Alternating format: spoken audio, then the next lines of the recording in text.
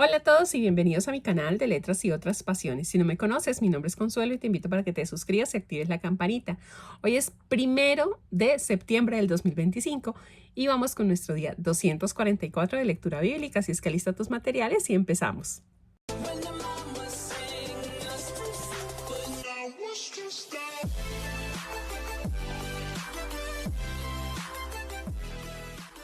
Las lecturas para hoy lunes son 2 Macabeos del 13 al 14, Sabiduría 5, versículos del 15 al 23 y Lucas 17. En el nombre del Padre, del Hijo, del Espíritu Santo. Amén. Señor, creo que en las Sagradas Escrituras que voy a leer se contiene tu santa palabra. Haz que la escuche con todo respeto de amor. Ilumina mi mente para que por medio de ella conozca tu santa voluntad y mueve mi corazón para que cumpla con fidelidad lo que tú quieres de mí. Te lo pido por Jesucristo, tu Hijo, nuestro Señor. Amén. 2 Macabeos 13 y 14. Expedición de Antíoco V y Lisias. En el año 149 las tropas de Judas se enteraron de que Antíoco Eupator venía a Judea con un ejército poderoso y con él Lisias su tutor y regente, cada uno al frente de un ejército griego de 110.000 soldados de infantería, 5.300 de caballería, 22 elefantes y 300 carros de guerra con cuchillas en los ejes.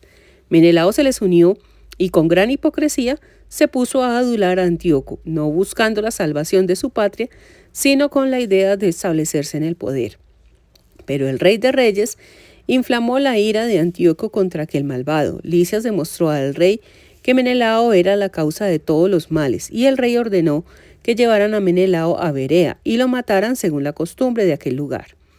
Allí hay una torre de 25 metros, llena de cenizas ardientes y coronada por una máquina giratoria inclinada por todas partes hacia las cenizas. Allí se hace subir al culpable de robo, sacrílego o al autor de otros crímenes horrendos y desde allí se le precipita para que perezca. De esta forma murió el impío Menelao sin recibir siquiera sepultura.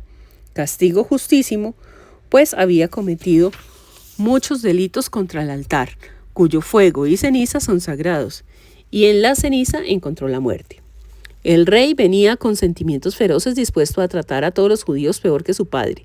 Judas al saberlo mandó al pueblo que invocara a Dios día y noche, para que una vez más viniera en ayuda de los que iban a verse privados de la ley, de la patria y del templo, y para que no dejara caer en las manos sacrílegas de los paganos al pueblo que comenzaba a vivir tranquilo.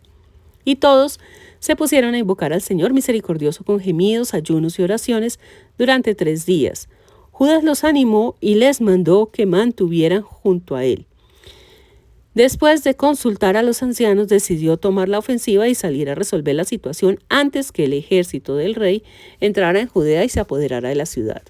Lo puso todo en manos de Dios. Se encomendó al Creador del universo y arengó a sus tropas para que lucharan heroicamente hasta morir por las leyes del templo, la ciudad, la patria y sus instituciones. Acampó junto a Modín y dio a sus hombres esta contraseña: victoria de Dios.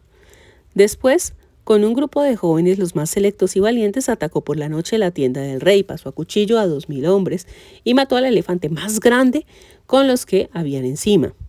Dejando el campamento lleno de espanto y terror, se retiraron victoriosamente. Cuando se hizo de día, todo había terminado, gracias a la ayuda de Dios que protegía a Judas. El rey, al ver la valentía de los judíos, trataba de apoderarse de las fortalezas con engaños. Llegó ante Bet-Sur, plaza fuerte de los judíos, la atacó y fue rechazado. Volvió a atacar y fue vencido. Judas mandó provisiones a los sitiados. Rodoco, soldado del ejército de Judas, pasó información secreta al enemigo, pero fue descubierto, capturado y ejecutado. El rey volvió a tratar con los de Bet-Sur, hizo la paz con ellos y se fue. Atacó a Judas, pero fue vencido. Tuvo noticias de que Filipo, que gobernaba en su ausencia, se había sublevado en Antioquía y quedó consternado. Pidió la paz a los judíos, aceptó con juramento sus justas peticiones, se reconcilió con ellos, ofreció un sacrificio, honró al templo y fue generoso con el lugar santo. Recibió amablemente al Macabeo y nombró a Gemónides gobernador desde Ptolemaida hasta la región de los Gerrenios. Luego se dirigió a Ptolemaida, pero sus habitantes se disgustaron por aquellas condiciones de paz. Estaban indignados y querían anular lo pactado. Lisias subió a la tribuna para defender lo convenido, logró tranquilizarlos y regresó a Antioquía. Esta es la historia de la expedición del rey y su retirada. Intervención del sumo sacerdote Álcimo. Pasados 3 años, los de Judas se enteraron de que Demetrio, hijo de Seleuco, había desembarcado en Trípoli con un poderoso ejército y una gran flota. Se había apoderado del país y había matado a Antíoco y a su tutor Lisias. Un tal Álcimo, que había sido antes sumo sacerdote y que se había contaminado voluntariamente en los tiempos del levantamiento, creyendo que no habría para él otra forma de salvación y de volver a ser sumo sacerdote, se presentó a Demetrio hacia el año 151 con una corona de oro, una palma y unos racimos de olivo que procedían del templo. Aquel día no pidió nada, pero tuvo ocasión de manifestar su astucia cuando Demetrio los llamó al consejo y le preguntó en qué disposición y voluntad se encontraban los judíos. Álcimo respondió: la secta de los judíos llamados asidios, cuyo jefe es Judas Macabeo, fomenta las guerras y sediciones impidiendo que el reino disfrute de paz. Por eso yo, privado de la dignidad hereditaria, es decir, de sumo sacerdocio, me presento ahora aquí, mirando por los intereses del rey y por los de mis conciudadanos, pues por la locura de los asidios nuestra nación padece no pocos males. Infórmate, oh rey, sobre todo esto, y conforme al amor generoso que nos tienes, preocúpate de nuestro país y de nuestro desventurado pueblo, que está amenazado por todas partes. Mientras viva Judas es imposible que haya paz. Al oír esto, los otros amigos del rey, enemigos de Judas, encendieron más la ira de Demetrio. Este eligió a Nicanor, antiguo jefe de la división de los elefantes, lo nombró gobernador de Judea y lo envió con órdenes estrictas de acabar con Judas, de dispersar sus tropas y de restablecer a Álcimo como sumo sacerdote del más grande de los templos. Los paganos, que habían huido de Judea por temor a Judas, se unieron en masa a Nicanor, pensando que la desventura de los judíos sería su propia fortuna.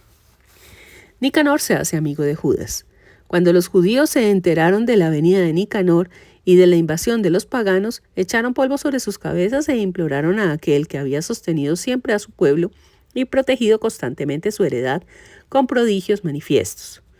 Se pusieron en marcha a las órdenes de su caudillo y trabaron batalla con ellos junto al pueblo de Desau.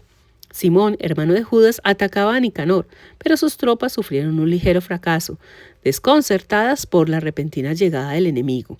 A pesar de esto, Nicanor, conociendo el valor de los de Judas al combatir por la patria, dudó en resolver el conflicto por la sangre y envió a Posidonio, Teodoto y Matatías para negociar la paz.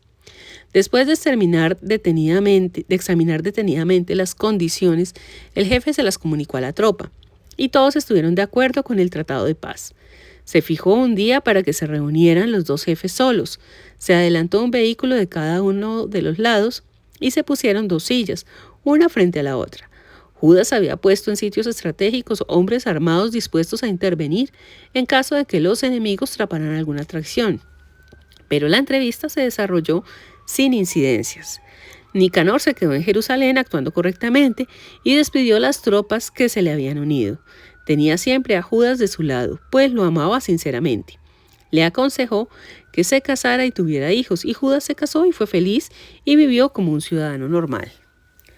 Reanudación de las hostilidades. Pero Álcimo, a ver la amistad de los dos, se hizo con una copia de los pactos concertados y se presentó ante Demetrio acusando a Nicanor de traidor a los intereses del Estado, pues había nombrado sucesor suyo a Judas, enemigo del reino. El rey, irritado y excitado por las calumnias de aquel criminal, escribió a Nicanor diciéndole que desaprobaba el tratado y que enviara rápidamente a Judas preso a Antioquía. Cuando Nicanor recibió aquella carta, se disgustó muchísimo, pues no quería anular lo acordado, ya que Judas no había hecho nada malo. Pero como no podía desobedecer al rey, buscaba una ocasión favorable para cumplir la orden valiéndose de algún engaño. El macabeo, al ver que Nicanor le demostraba un trato más reservado y frío de lo acostumbrado, comprendió que aquella conducta no presagiaba nada bueno, y reunió a muchos de los suyos para ocultarse de Nicanor. Nicanor se dio cuenta de que Judas había huido con astucia, subió al templo a la hora de que los sacerdotes ofrecían el sacrificio y les mandó que entregaran al macabeo. Al jurar ellos que no sabían dónde estaba, él extendió la mano hacia el templo y juró así: si no me entregan preso a Judas, arrasaré este templo de Dios, destruiré el altar y levantaré aquí un magnífico templo a Baco. Dicho esto, se fue. Los sacerdotes, con las manos levantadas al cielo, suplicaron así a aquel que había combatido siempre a favor de su pueblo: tú, Señor de todas las cosas, que no tienes necesidad de nada, has querido establecer tu templo y tu morada entre nosotros. Señor de toda santidad, conserva para siempre incontaminada esta morada tuya, que hace poco ha sido purificada. Suicidio de Rasis. Denunciaron ante Nicanor a un senador de Jerusalén llamado Rasis. Era un gran patriota, de muy buena fama y llamado por su bondad padre de los judíos. En la época del levantamiento había sido fiel al judaísmo y se había jugado la vida con invencible constancia. Nicanor, queriendo manifestar su odio contra los judíos, mandó más de 500 soldados a arrestarlo, pues creía que si lo arrestaba, daría un grave golpe a los demás. Cuando los soldados estaban a punto de ocupar las torres y forzar la puerta de entrada con orden expresa de incendiar y quemar las puertas, Rasis, acorralado, se echó sobre su espada, prefirió morir con honor antes de caer en manos de criminales y sufrir ultrajes indignos de su nobleza. Pero por la precipitación falló el golpe y no se mató. Entonces, como los soldados estaban ya entrando en la casa, se arrastró valerosamente hasta la muralla y se arrojó con bravura encima de los soldados. Al verlo, se retiraron rápidamente y cayó en el espacio vacío. Todavía con vida y lleno de valor se levantó y, a pesar de la sangre que perdía por todas partes, pasó a través de los soldados. Se subió a una roca escarpada y allí, casi sin sangre, se arrancó las extrañas. Las tomó con ambas manos y las arrojó contra los soldados. Y así, invocando el nombre del Señor de la vida y del Espíritu, para que se los devolviera algún día, expiró. Aquí se nos muestra una conducta que es muy, muy usual realmente de los políticos. Y es que cuando están en campaña, mejor dicho, se apoyan, se tapan con la misma cobija y todo. Cuando le va mal a ese político, entonces se van en contra, que ellos no, que es el colmo, que jamás votarían por él, que jamás lo apoyarían. Y pues obviamente hoy en día con el tema de las redes sociales todo sale a flote y todo sale a la luz. Entonces a muchos les ponen en su cara los trinos o los apoyos que dieron en su momento a este tipo de personajes. Entonces vemos que las personas siempre se arriman al árbol que más sombra les da. Y nosotros no deberíamos ser así. Nosotros deberíamos tener un criterio propio y no como una veleta mirando a ver hacia qué lado nos vamos dependiendo de qué lado nos muestre más favorabilidad a nosotros. Nosotros deberíamos tener en claro de qué lado estamos, así como en su momento los macabeos estaban siempre del lado de Dios. Así es que nosotros, en lugar de mirar para aquí y para allá, dependiendo si le va bien a uno o a otro, debemos siempre situarnos en una parte, y es confiar plenamente en Dios y seguirlo única y exclusivamente a Él. Sabiduría 5 del 15 al 23, por venir glorioso del justo. Pero los justos viven para siempre, el Señor los recompensará, y el Altísimo cuidará de ellos. Por eso conseguirán la corona espléndida de la gloria y una hermosa diadema de parte del Señor, porque son su mano, Él los protegerá, y con su brazo los defenderá. Tomará su celo como armadura y será la creación su arma para castigar a sus enemigos. Como coraza se pondrá la justicia y el juicio sincero como casco. Como defensa tomará su santidad invencible. Afilará como espada su ira incontenible y el universo luchará junto con él contra los necios. Los rayos partirán como flechas certeras desde las nubes. Como de un arco bien tensado volarán hacia el blanco. Una catapulta lanzará una furiosa granizada. Las aguas del mar se embravecerán contra ellos, y los ríos los inundarán sin piedad. Un viento poderoso embestirá contra ellos, y los barrerá como un huracán. Así, la iniquidad invadirá la tierra eterna, y la maldad derribará los tronos de los poderosos. No es un secreto que hoy en día pareciera como si la maldad estuviera reinando en el mundo. Para nadie es un secreto que hoy en día muchas cosas malas son nombradas como cosas buenas, sabiendo muy bien que no lo son. Pero tampoco es un secreto que hay muchas catástrofes que están pasando alrededor del mundo, muchas absolutamente inesperadas, causando muchas muertes. No sé si sean justas o no. Muy seguramente a nosotros también nos va a llegar.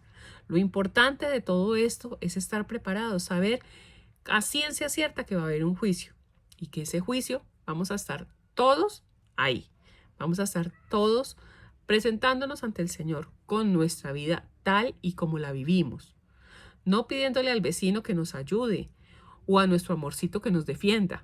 No, vamos a estar nosotros absolutamente desnudos con nuestra alma ante Dios, diciéndole qué hicimos o qué no hicimos con nuestras vidas.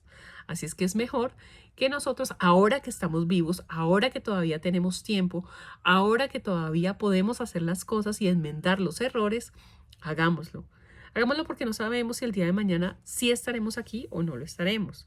Entonces es mejor aprovechar, bendecir cada una de las cosas que tenemos y corregir las cosas malas que hemos hecho. Lucas 17. Diversas recomendaciones. Jesús dijo a sus discípulos: es inevitable que haya ocasiones de pecado, pero hay de quien las provoque. Más le valdría que le colgaran al cuello una piedra de molino y lo tiraran al mar, antes de ser ocasión de pecado para uno de estos pequeños. Estén atentos. Si tu hermano llega a pecar, repréndelo, y si se arrepiente, perdónalo. Y si peca contra ti 7 veces al día y otras 7 viene a decirte me arrepiento, perdónalo. Los apóstoles dijeron al Señor: aumentanos la fe. Y el Señor les dijo: si tuvieran fe, aunque solo fuera como un grano de mostaza, dirían a este árbol: arráncate y trasplántate al mar, y les obedecería. ¿Quién de ustedes que tenga un criado arando o pastoreando le dice cuando llega del campo: ven, siéntate a la mesa? ¿No le dirá más bien: prepárame la cena y sírveme mientras yo como y bebo, y luego comerás y beberás tú? ¿Tendrás quizás que agradecer al siervo que haya hecho lo que había mandado? Así también ustedes, cuando hayan hecho lo que se les había mandado, digan: somos siervos inútiles, hicimos lo que teníamos que hacer. La llegada del reino. El leproso agradecido. De camino hacia Jerusalén, Jesús pasaba entre Samaria y Galilea. Al entrar en un pueblo, vinieron a su encuentro 10 leprosos que se detuvieron a distancia y comenzaron a gritar: Jesús, Maestro, ten piedad de nosotros. Él, al verlos, les dijo: vayan y preséntense ante los sacerdotes. Y mientras iban de camino, quedaron limpios. Uno de ellos, al verse sano, regresó alabando a Dios en alta voz y se postró a los pies de Jesús dándole gracias. Era un samaritano. Jesús preguntó: ¿no quedaron limpios los 10? ¿Dónde están los otros 9? ¿Tan solo este extranjero regresó para dar gracias a Dios? Y le dijo: levántate, vete, tu fe te ha salvado. El Hijo del Hombre y su venida. A una pregunta de los fariseos sobre cuándo iba a llegar el reino de Dios, respondió Jesús: el reino de Dios no vendrá de forma espectacular, ni se pondrá a decir está aquí o allí, porque el reino de Dios ya está entre ustedes. Después dijo a sus discípulos: llegará el día en que desearán ver uno solo de los días del Hijo del Hombre, pero no lo verán, y les dirán: está aquí, está allí, pero no vayan ni lo sigan. Porque como el relámpago brilla desde un punto a otro del cielo, así se manifestará el Hijo del Hombre en su día. Pero antes es preciso que sufra mucho y sea rechazado por esta generación. Cuando venga el Hijo del Hombre sucederá lo mismo que en tiempos de Noé. Hasta el día en que Noé entró en el arca, la gente comía, bebía y se casaba, pero vino el diluvio y acabó con todos. Lo mismo sucedió en los tiempos de Lot. Comían, bebían, compraban, vendían, plantaban y edificaban. Pero el día en que Lot salió de Sodoma, llovió del cielo fuego y azufre y acabó con todos. Así será el día en que se manifieste el Hijo del Hombre. Aquel día, el que esté en la azotea y tenga en casa sus bienes, que no baje a recogerlos. Igualmente, el que esté en el campo, que no se regrese. Acuérdense de la mujer de Lot. El que intente salvar su vida, la perderá, pero el que la pierda, la recobrará. Les aseguro que aquella noche estarán 2 juntos en la misma cama, A uno se lo llevarán y a otro lo dejarán. Estarán dos moliendo juntas. A una se la llevarán y a la otra la dejarán. Ellos le preguntaron, ¿dónde, Señor? Y él les contestó, donde esté el cadáver, allí se juntarán los buitres. Nuevamente se nos recuerda que para el día del juicio no vamos a saber ni la fecha, ni la hora, ni el día, ni nada. Tenemos que estar preparados porque puede ser hoy, mañana o en un siglo. No sabemos. Lo importante es que nosotros realmente hayamos hecho de nuestras vidas un buen camino para llegar al día del juicio con las manos realmente llenas ante Dios, llenas de cosas buenas, no de pecados, llenas de arrepentimiento realmente en nuestro corazón, llenas de gracia. Y no todo lo contrario, habiendo desperdiciado nuestras vidas y habiendo desperdiciado todo el tiempo que hemos tenido en la tierra para alabar a Dios y para estar realmente de su lado. Y finalizamos con la oración de cierre. Gracias, Padre, por las enseñanzas que has querido comunicarme a través de tu santa palabra. Haz que, como buena semilla, prenda en mi corazón como en tierra fértil, para que los frutos sean abundantes en beneficio propio y de mis hermanos. Por Jesucristo nuestro Señor. Amén.